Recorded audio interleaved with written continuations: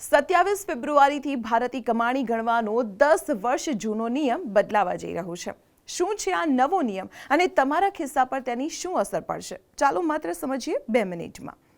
ભારત સરકાર 27 ફેબ્રુઆરીથી જીડીપી એટલે કે ગ્રોસ ડોમેસ્ટિક પ્રોડક્ટ માપવાનો પાયો એટલે કે બેઝ યર બદલી રહી છે। અત્યાર સુધી આપણી અર્થવ્યવસ્થા વર્ષ 2011-12ના આધારે તેને માપતી હતી, પરંતુ હવે તેને બદલીને લેટેસ્ટ 2022-23 કરવામાં આવશે। मतलब देशની સાચી અને આજની પરિસ્થિતિનો અંદાજ આવશે। આ ફેરફારની જરૂર કેમ પડી તેની વાત કરીએ તો જૂના ફોર્મ્યુલામાં કોરોના પછી આવેલા ફેરફારો આપણું ઓનલાઈન શોપિંગ અને ડિલિવરી કરતા ગીગ વર્કર્સની કમાણીનો સાચો હિસાબ નહોતો મળતો। સાથે જ આઈએમએફે પણ આપણી ડેટા સિસ્ટમ સુધારવા માટે ટકોર કરી હતી અને હવે નવી સિસ્ટમમાં આ બધાની મહેનત સીધી જીડીપીમાં દેખાશે।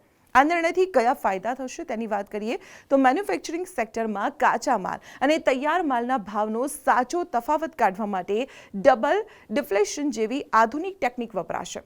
ભારતનો વિકાસ દર પહેલા કરતાં વધુ ઝડપી દેખાશે।